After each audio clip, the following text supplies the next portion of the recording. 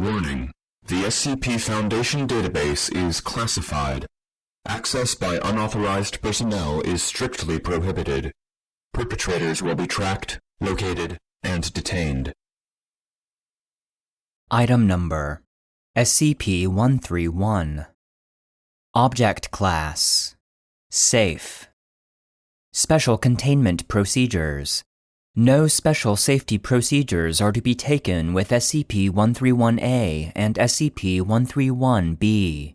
They are free to travel about Site-19, so long as they do not attempt to enter any restricted areas or attempt to leave the facility.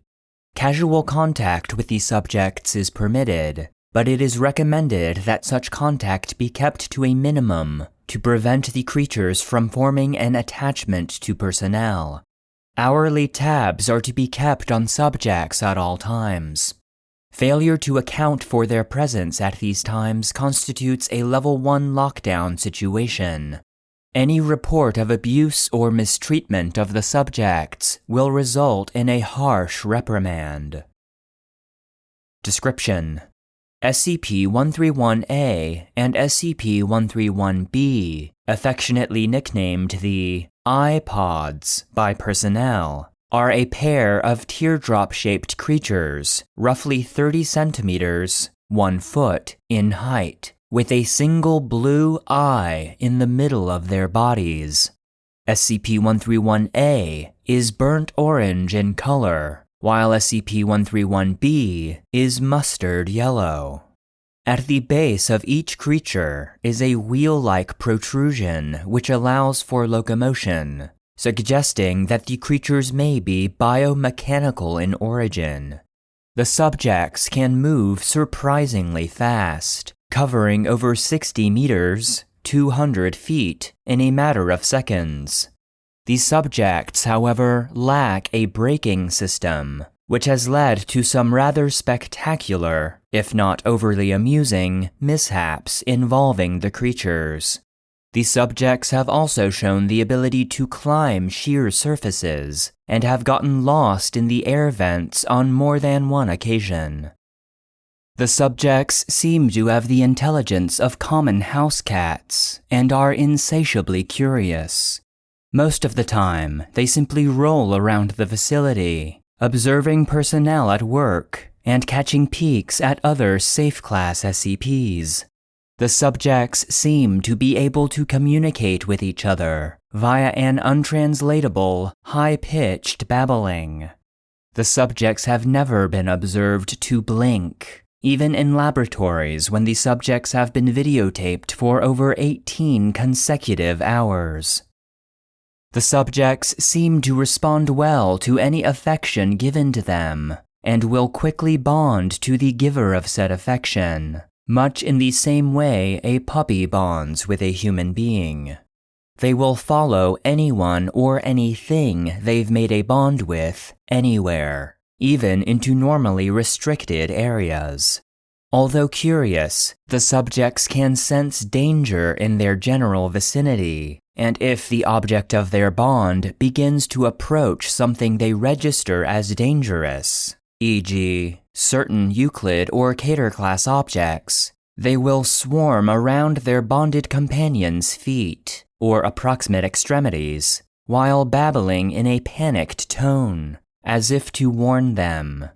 Because of the daily dangers faced by Site-19 staff in dealing with certain Euclid and Cater class objects, it is recommended that staff avoid making attempts to bond with the subjects, as it can pose a distraction during delicate operations and experiments, and may pose a danger to the subjects themselves. See Addendum 131-1. If the subjects are ignored by their bonded target long enough, they will eventually lose interest and return to their normal activities.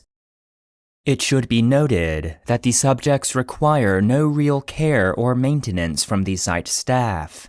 They do not eat, leave droppings, or even sleep. It would seem that the only sustenance they require is visual stimulation, although this requires further study to verify. SCP-131-A and SCP-131-B were found in a cornfield outside Redacted. in the year 19. Redacted. They were promptly transported to Site-19 via Data expunged. and were then downgraded to Safe Class and given free rein across the site once it became clear they were not broadcasting what they saw to any hostile foreign powers.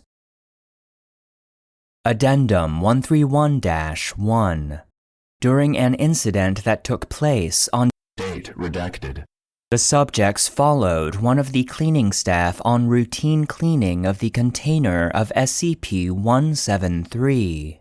After their normal attempts to warn the cleaner of the danger were ignored, the creatures rushed into the container in front of him and the other 2 personnel on duty. Once inside, the staff members observed the subjects sitting in front of SCP-173 and watching it intently, as if aware that it could only move if unobserved. The cleaners ignored the presence of the subjects and continued with the bi-weekly cleaning as per standard procedures. When the cleaning crew left, the subjects did as well, rolling backward slowly and never taking their eyes off of SCP-173. Current applications of SCP-131-A and SCP-131-B as wardens for SCP-173, and perhaps other SCPs which require constant observation, such as SCP-689, are being considered.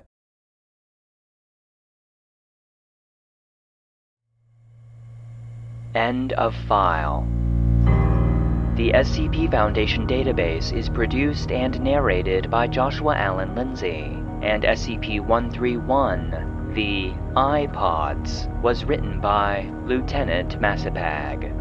Support for the database is solely provided by our patrons on Patreon. Please consider supporting the show at patreon.com/the SCP Foundation database to gain access to exclusive benefits, including bonus content, joke SCPs, merch, the ability to request episodes, and an invite to our private Discord server. If you enjoy the database, consider leaving a rating or review, and stay connected by following any of our social media profiles. Links can be found in the episode description.